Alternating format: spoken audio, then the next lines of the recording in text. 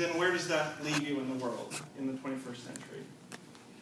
Well, here's what the American Humanist Association is working on.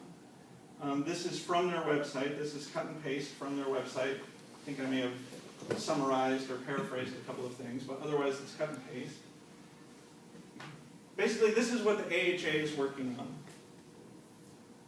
They're developing a lobbying and public relations organization to ensure that the humanist viewpoint is represented where it matters, in halls of power and so on. Now, this isn't really an issue, right? So the question is, what's the most important issue in the world? This isn't really an issue. This is sort of a meta issue, right? It's not an issue like global warming is an issue. It's a meta issue in that it has potential impact across issues. And it seems important to me. I don't know if it may be among the most important issues in the world, but it's hard to sort of put it against other issues because it is a meta issue rather than an issue itself. Then the other sort of 4 issues that they're working on are defending the separation between church and state. That's an important issue to me. I assume it's an important issue to many people in this room. So I'm not going to, I wouldn't criticize that issue as being one of the, an important issue. That third task there says they want to advance humanist thought in education specifically. That seems pretty important to me. Providing aid, that's clearly important.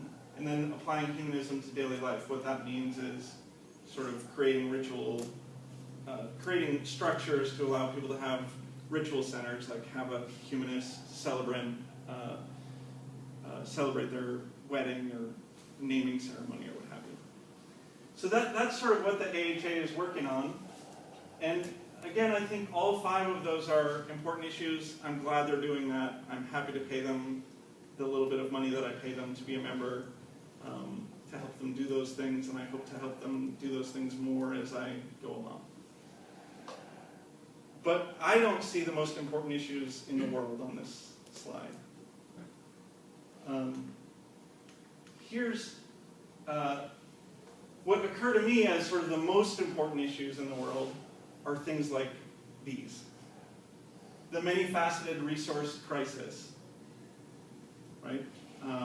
So that's global warming is a facet of that. Catastrophic climate change is a facet of the resource crisis. The global water shortage, the intractable poverty among the most poor billion people in the world, nuclear proliferation, the potential acquisition of weapons of mass destruction by non-state actors.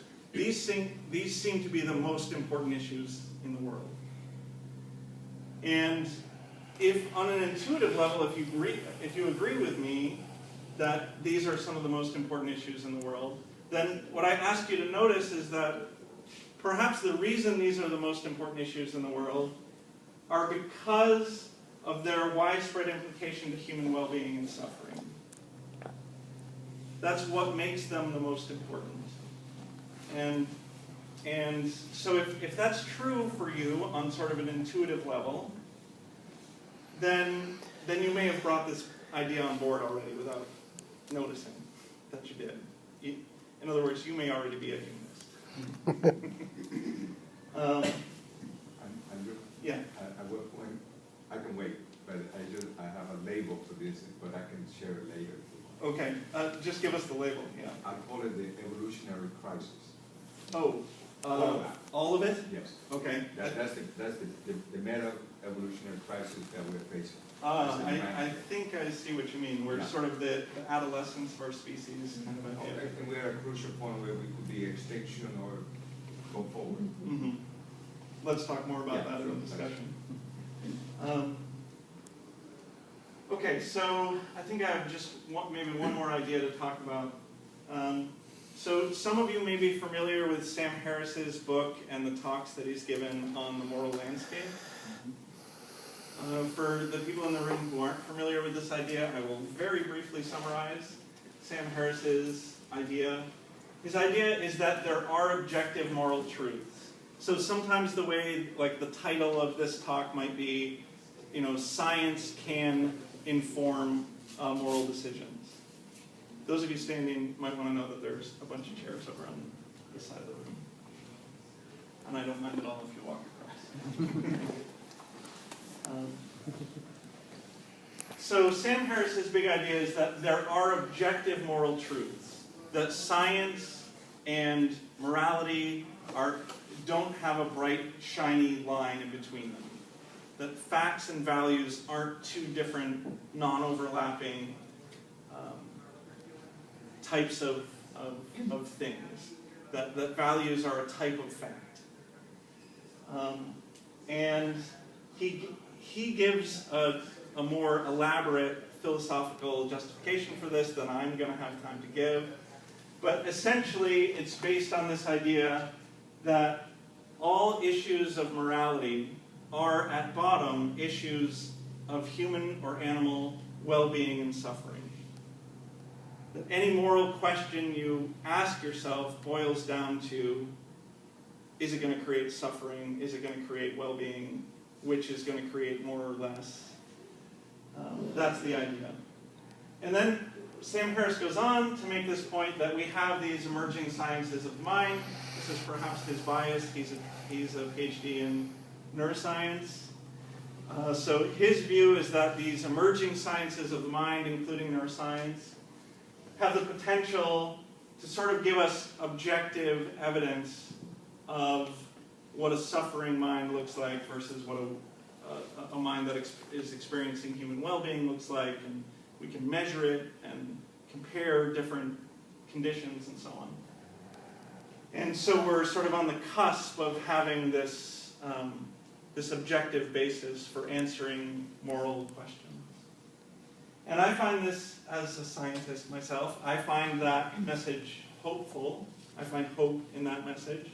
But it's also somewhat unsatisfying for me in that it leaves us waiting for this science to develop, a bit like waiting for the Savior, right? And rather than sort of, doing what we can now, which is my inclination.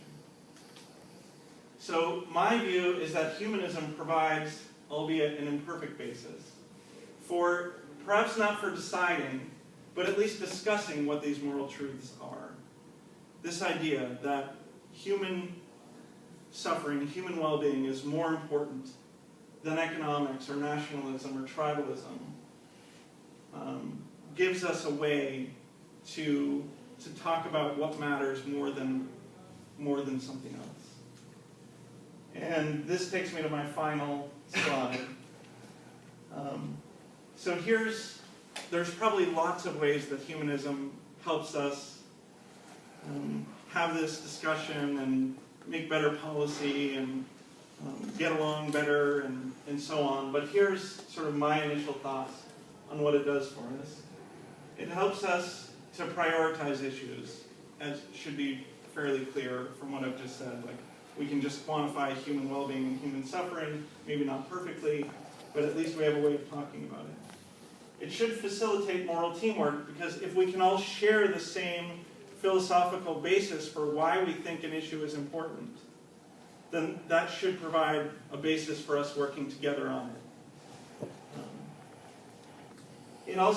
Humanism, to me, seems to provide strong justifications for particular political positions, and therefore for political movements. Right? So if we're to become a progressive force in the world,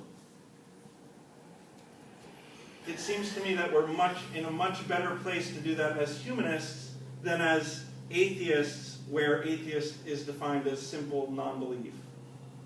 Just by taking on the good, instead of if we just have the without God, we don't seem to have a basis for working together as a political force, unless we're working on the church and state separation. But if we want to work on issues besides that, it seems to me that we need the good without God. And it seems to me to be a very efficient